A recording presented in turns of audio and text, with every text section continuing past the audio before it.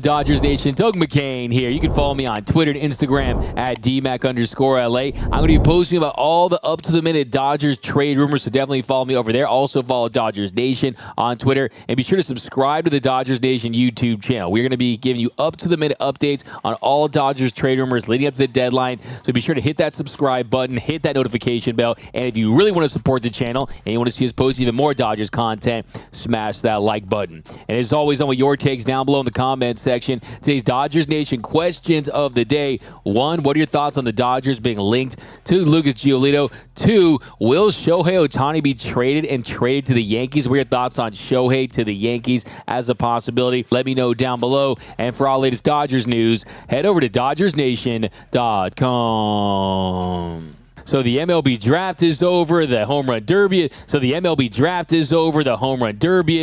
All-Star game is in the books, and you know what that means? That means we're entering the second half of the season, and that means we are in trade season. Yes, we're about to hit peak MLB trade rumors season, and I've got you covered. So let's dive into the latest Dodgers trade rumors, starting with Lucas Giolito. MLB Network's John Morosi, he tweeted out just now, the Dodgers are interested in White Sox right-handed pitcher Lucas Giolito, one of the top available pitchers, sources say. Giolito, who went to high school in LA, has a 3.45 ERA this year. The Dodgers have an MLB best 9 of the industry's top 100 prospects per MLB pipeline week, but that the Dodgers are on the market looking for a starting pitcher. Now, is it going to be Lucas Giolito? You guys know I did a deep dive on Giolito last week. You can look at that. I've done videos about him. We've been talking about him as a possible option for the Dodgers dating back to last season, but I think the first thing you have to consider when it comes to Lucas Giolito is, 1, he's not a true Game 1 starter. He's not an elite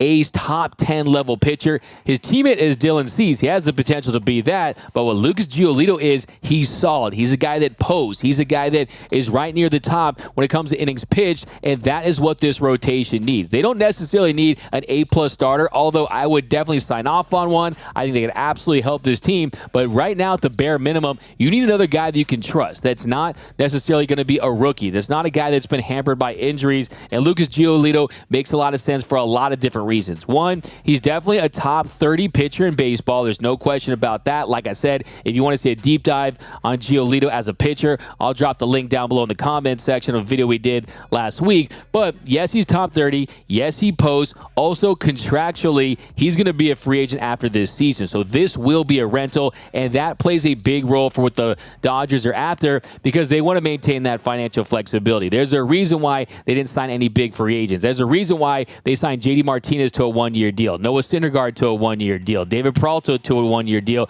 because they didn't want to put a lot of contracts, a lot of money on the books, so they could go after Shohei Ohtani, put all their eggs in that basket, offer him $500 to $600 million, and I'm confident that that is what they're going to do. So having a guy like Lucas Giolito can help him this season. And yes, like I said, he's not lights out. This is not like getting Max Scherzer in 2021. He's not going to have 11 starts with a 1.98 ERA, but he can be very solid for this team. I mean, look at his last start before the All-Star break on July 9th against the Cardinals. He goes 7 innings, had 5 strikeouts and 3 walks, but allowed 2 runs. Did allow the 1 home run, but would you take 7 innings of 2-run ball at this point if you're a Dodger fan? Absolutely. Look at his start before that against the Toronto Blue Jays. He goes 6 innings, allows 2 runs with 4 strikeouts to 2 walks. And yes, those aren't explosive strikeout numbers, but he is striking out over a quarter of the batters that he's faced this season. He's in the 63rd percentile when it comes to K percentage. That's well above average. And if you look at his previous 2 starts before that against the Angels, he goes 7 innings, allows 4 earned runs, had 9 strikeouts to no walks. Start before that against the Red Sox, he goes 6 innings, had 10 punch-outs to 1 walk. So this is a guy that is above average when it comes to strikeouts. And the most impressive thing, like I said, is his durability, is the fact that he has given you 5, 6, 7 innings every 5th day. If you look at his starts this season, he's gone at least 6 innings in 14 of his 19 starts this year. So that's something that this Dodgers rotation could benefit from immediately, a guy you can can count on to go out there and be steady and post and go at the very least 5 innings and give your team a chance to win. Because look, let's be honest here. With this Dodgers offense, they're going to give him a chance to get some run support, get a little more of a cushion. They're a top 3 offense in the league right now. The White Sox, they're 27th in Major League Baseball with a 687 OPS. So it definitely would be a much better position with the Dodgers. On top of that, you add the fact that he's a hometown kid, grew up in Santa Monica, committed to UCLA, ended up going right to the bigs. He was a guy who played at Harvard Westlake with that legendary rotation with Fried and Flaherty. So he would love to be back in Dodger blue. And then on top of everything else, he is going to be a free agent at the end of this season. So you know he's going to want to perform well. He's going to be energized. He's going to want to give it his best effort to try to be at his best self. And 1, get himself a nice payday. And 2, play for his childhood team. So it does make a lot of sense from that standpoint. But should the Dodgers pull the trigger on this trade? Well, I think it comes down to a couple factors. I think A, is it just Lucas Giolito? Because something tells me, my senses tell me that if they're going to trade with the White Sox, it won't be for just Lucas Giolito. It'll be for one of their relievers, whether it be Kelly or Middleton or Graveman, or we'll see when Hendricks comes back if they feel like he's going to be healthy and he could be a closer when you consider the loss of Daniel Hudson. So there's a lot of factors in play. I think you can consider adding a bat too. People want to see Luis Robert. I don't think that's likely, but a Tim Anderson definitely seems more likely. Ken Rosenthal said a few months ago he feels like he's going to be a Dodger at the deadline. So I think that's what it comes down to. Dodgers and White Sox, they've done deals in the past. Just look at last year, the A.J. Pollock deal for Craig Kimbrell. So we know this organization, they have a history of doing deals. If L.A. wants to part ways with some of their top prospects, you're not going to have to give up too many. Maybe a Michael Busch, maybe someone of that ilk, maybe one of the pitchers at the Double-A level, but you're not going to have to include the Bobby Millers, the Diego Cartayas, or any of the super top-shelf elite prospects. And like John Morosi pointed out, Dodgers have 9 top 100 prospects. So when it comes to prospect capital, the Dodgers have everything you could possibly want to give up if they want to go out there and make a move. They have as robust of a farm system as anyone can have. And also, too, they know how to draft. They know how to identify. They know how to scout. So if they do part ways with some of these prospects, they do cash in, push those chips in, take some money out of the 401k, they're going to be able to replenish it with their development and their ability to find guys. So I wouldn't worry too much about that. So, yeah, I like the idea,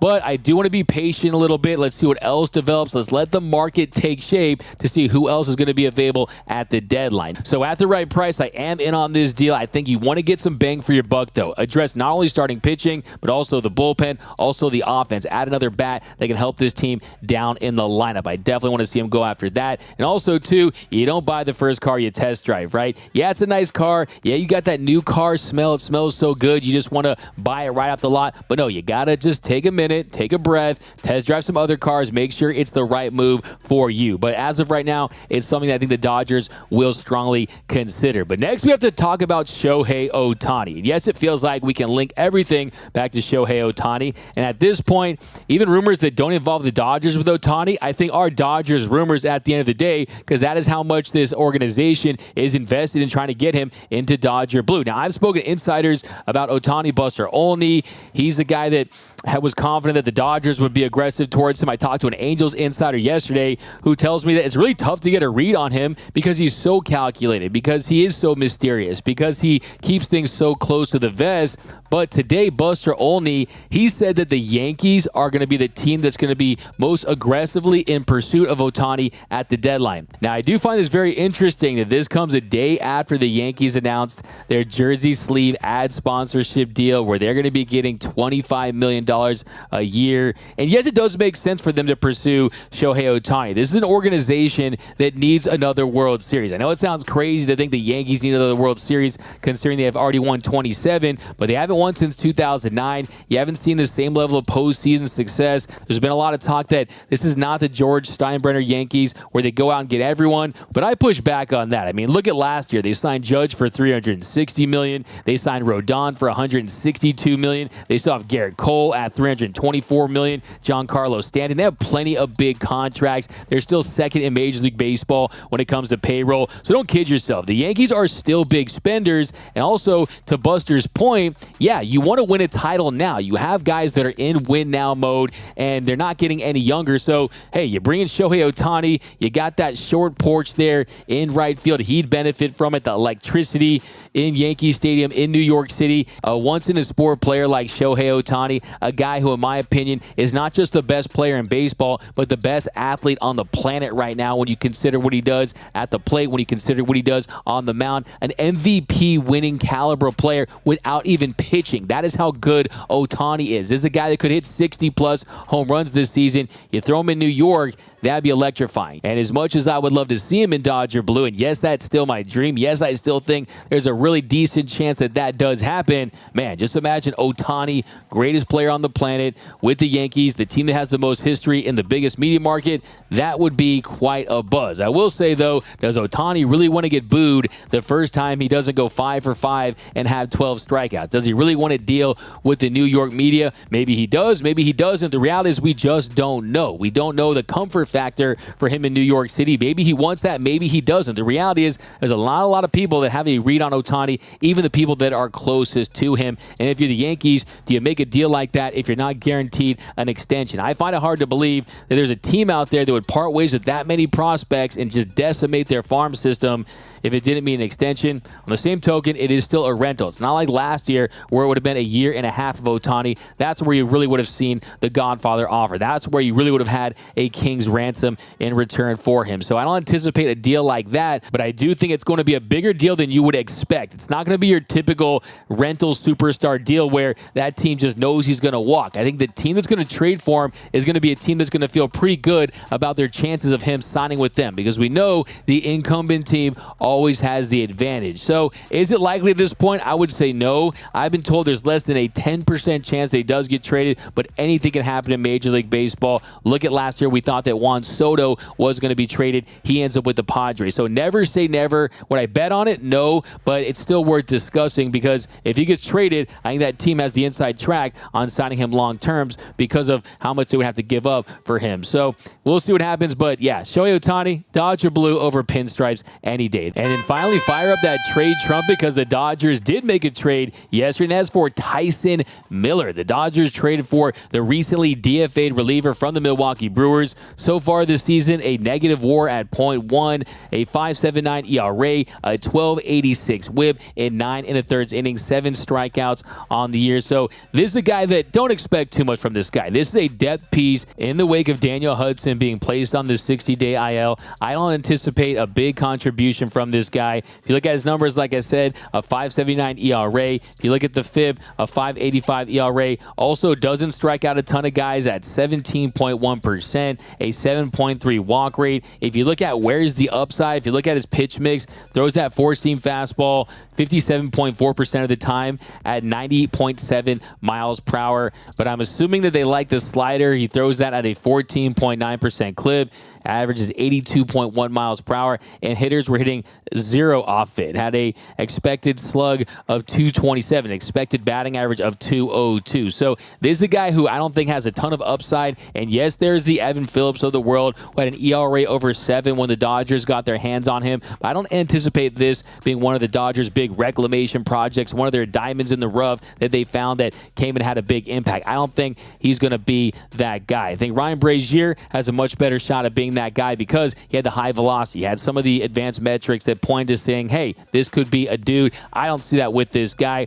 Cash considerations, not a lot to give up. A depth piece. The Dodgers really just managing their roster on the margins, not leaving any stone unturned. And that's what you love about this organization. If you think that there's some way that they can incrementally improve, they're going to do that. They're going to find a way. And here's a good example of just that. He got DFA'd. Also something to consider too, the Brewers, they have a pretty good feel for when to give guys up. So I wouldn't make too much of this move if you had to ask me if it was something, nothing, or everything. I think it's somewhere in between something and nothing. I wouldn't say it's everything by any stretch. I think it comes down to how healthy do the current Dodgers relievers stay. Because if they're all healthy, you probably won't see this guy. If they're all performing, you probably won't see this guy. And on top of that, too, I think the Dodgers are going to go out there and get a reliever that can help them and have an impact right away. Someone that doesn't get sent down to AAA or not such a reclamation project. I think they need more of a plug-and-play guy guy. Talked about some of those names. Be on the lookout for another bullpen video coming up. But yeah, nice to see him. Welcome to the Dodgers organization. And hey, I think what it comes down to, when they need that spot, they're probably just going to DFA him again. I mean, maybe they DFA Syndergaard if he's not performing well. So yeah, the injury bug is hit. You still have Shelby Miller out, Daniel Hudson, of course, now on the 60-day IL. So yeah, this is an organization. They're going to try to get better. And this is one way they said, hey, this guy could provide some quality depth down the minor league level. And if we need him, we'll use him. A little break in case of emergency type pitcher. But that's going to do it for this episode of Dodgers Dugout. Let me know down below in the comment section. What are your thoughts on the trade rumors with Lucas Giolito? How many Dodger dogs do you give it? Do you want to see the Dodgers make that move?